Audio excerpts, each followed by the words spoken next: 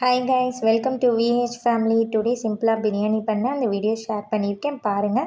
பிடிச்சிருந்தா நீங்களும் 30 மினிட்ஸில் பிரியாணி பண்ணுங்கள். ஃபஸ்ட்டு குக்கர் ஹீட் பண்ணிவிட்டு 2 டேபிள் ஸ்பூன் எண்ணெய், 2 டேபிள் ஸ்பூன் நெய் ஆட் பண்ணிக்கோங்க. அப்புறம் கொஞ்சமாக பட்டை, லவங்கம், கிராம்பு, சோம்பு இதெல்லாம் கூட ஆட் பண்ணிக்கோங்க. நான் இன்றைக்கி பிரியாணிக்கு எடுத்திருக்க இன்க்ரீடியன்ட்ஸ் ரொம்ப கம்மி தான். ஓகே, இப்போ வெங்காயம் நம்ம போட்டுக்கலாம். பிரியாணி பண்ண போகிறோன்ட்டு எதுவும் ஸ்பெஷலாலாம் எதுவும் வாங்கலை, வீட்டில் இருக்கிறதே தான் வச்சு பண்ண போகிறோம்.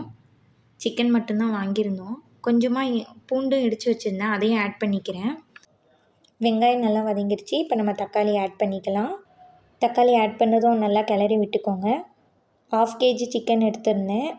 மஞ்சத்தூள், உப்பு போட்டு நல்லா கழுவி வச்சுருக்கேன். நம்ம தக்காளி வதங்கினதும் சிக்கனை போட்டுக்கலாம். சிக்கனை நல்லா ட்ரை பண்ணி ஆட் பண்ணிக்கோங்க. சிக்கனில் இருக்க தண்ணி கொஞ்சம் கூட அதில் போகாத மாதிரி ஆட் பண்ணிக்கோங்க. சிக்கனும் போட்டுட்டு நல்லா கிளறி விட்டுக்கோங்க. சிக்கன் ஆட் பண்ணதும் நம்ம மசாலாலாம் ஆட் பண்ணிக்கலாம். இன்னும் நல்லா கறியில் ஒட்டும், அதுக்கு தான். இப்போது மசாலா போடலாம்.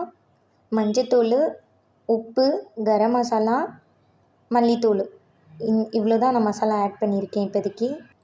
இஞ்சி, பூண்டு, பச்சை மிளகா எல்லாம் போட்டு அரைச்சி வச்சுருக்கேன், புதினாவோடு சேர்த்து. அதையும் நம்ம ஆட் பண்ணிக்கலாம். ஆட் பண்ணி நல்லா கிளறி விட்டுக்கோங்க.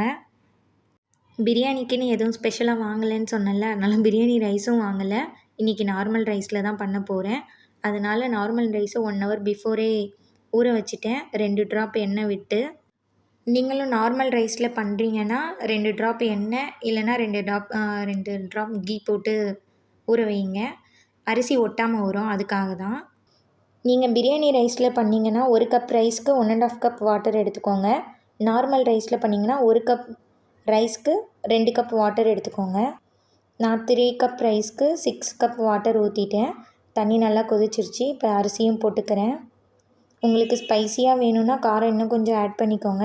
எனக்கு எங்கள் வீட்டில் ஒரு 3 வயசு பையன், குட்டி பையன் இருக்கான். அதனால் நான் காரம் கம்மியாக தான் ஆட் பண்ணியிருக்கேன். அப்புறம் கொஞ்சம் புதினா மேலே தூவிக்கிறேன். 1/2 லெமனில் ஆரஞ்சு கலர் கலந்து வச்சுருந்தேன், அதையும் ஊற்றிக்கிறேன். நடுவில் தயிரும் மசால் பொடியும் கொஞ்சம் ஆட் பண்ணிக்கிட்டேன். ஓகே, குக்கர் மூடி விசில் வச்சுட்டேன். இப்போ இறக்கிடலாம். பிரியாணி எப்படி வந்திருக்குன்னு பார்ப்போம். இது நார்மல் ரைஸுன்றனால 2 விசில் விட்டுட்டேன். இதுவே பிரியாணி ரைஸாக இருந்தால் 1 விசிலில் ஆஃப் பண்ணியிருப்போம். Okay, good. குலையலை, தண்ணியும் கரெக்டாக இருந்திருக்கு. ஃபைனலி சிம்பிள் பிரியாணி ரெடி பண்ணியாச்சு. இதுக்கு கூட தயிர் பச்சடி மட்டும் வச்சு சாப்பிட போகிறோம். அப்புறம் ஒரு சிம்பிள் டிப்ஸு, காய்கறி கட் பண்ண வேஸ்ட்டு, அப்புறம் பழம் கட் பண்ண வேஸ்ட்டு, இது எல்லாமே ஒரு பவுலில் வாட்டர் வச்சு அதில் போட்டு வச்சுப்பேன். ஃபைனலாக அதை ஃபில்ட்ரு பண்ணிவிட்டு அது செடிக்கு ஊற்றிடுவேன். நீங்களும் இந்த டிப்ஸை ட்ரை பண்ணி பாருங்கள். பிடிச்சிருந்தால் லைக் பண்ணுங்கள். அண்ட் இந்த வீடியோவை முழுசாக பொறுமையாக பார்த்ததுக்கு ரொம்ப நன்றி.